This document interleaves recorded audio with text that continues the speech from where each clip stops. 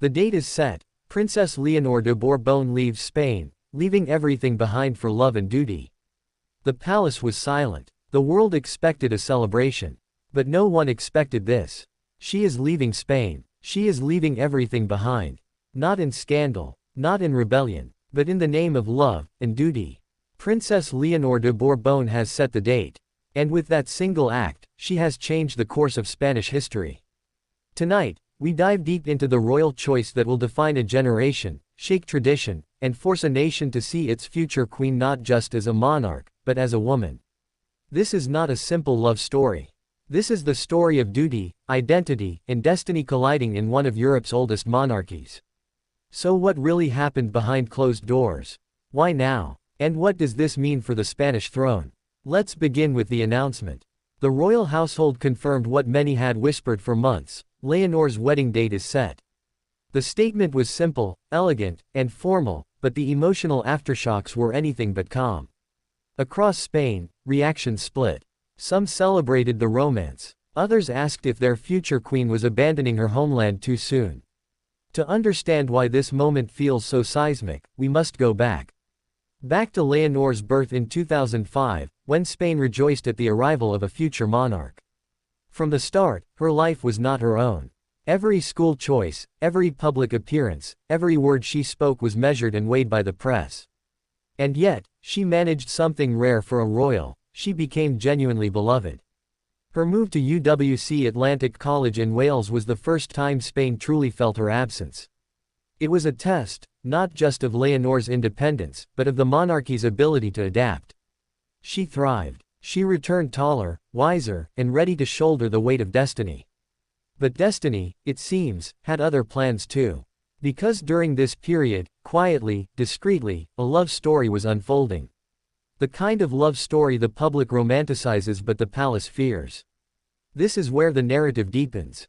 For centuries, Spanish royals were expected to marry strategically, to strengthen alliances, to maintain tradition, to protect the bloodline. But Leonor's choice was not about power. It was not about politics. It was about her heart. And that is why this announcement feels revolutionary. The date is set, but the symbolism is far larger than the ceremony. For Leonor, leaving Spain to prepare for this marriage is not a rejection of her people. It is a declaration that a queen can love, can follow her heart, and still serve her nation. But will Spain see it that way? Here is where we open the first curiosity loop. Many royal insiders believe this is the most modernizing move the Spanish monarchy has made since the abdication of King Juan Carlos. If the ceremony is held abroad, as some suggest, it could mark a break from centuries of tradition. Others whisper that Leonor may even delay her official royal duties until after the wedding, a move that could spark constitutional debates. And what of her parents, King Felipe and Queen Letizia? Their roles in this story cannot be understated. Felipe, a man who himself married for love, knows what it means to defy tradition. Letizia, a former journalist who faced her own storm of criticism, has likely been Leonor's greatest defender. But even within the palace, not everyone agrees. Some senior advisors reportedly warned that leaving Spain, even temporarily, might appear to weaken the crown's connection to the people, particularly during a politically sensitive time. This tension is where the emotional heart of our story lies. Imagine the scene. The night before the announcement, Leonor in Zarzuela Palace, walking through the halls that hold the portraits of kings and queens past. She knows what is expected of her. She knows the weight of her last name. And yet, she chooses to honor both love and duty. This is not an easy choice. This is a courageous one. As we move deeper into this narrative, we see that Leonor's decision may actually strengthen the monarchy in the long term. Young Spaniards, many of whom feel disconnected from royal tradition, see her as relatable, real, human. They see a future queen who does not simply perform duty, but lives authentically. And that authenticity could be the very thing that saves the institution she will one day lead. But there are still questions. Where exactly will the wedding take place? Will it be in Denmark, honoring Prince Christian's family, or in Spain, honoring centuries of heritage? Will the guest list reflect old alliances, or usher in a new era of openness? Each question leads to another, each answer opens another door. And that is why this story has captivated millions. Leonor is not just leaving Spain. She is stepping into her role as a bridge, between past and future, tradition and change, monarchy and modernity.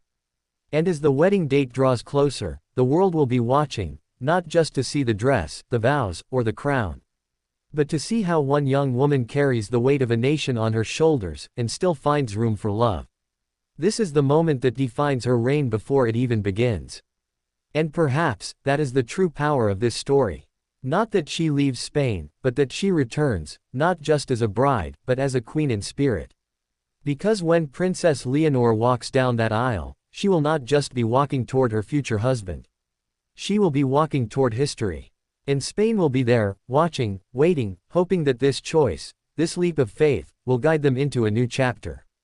And so, the date is set. The journey begins. And for Princess Leonor de Borbón, there is no turning back.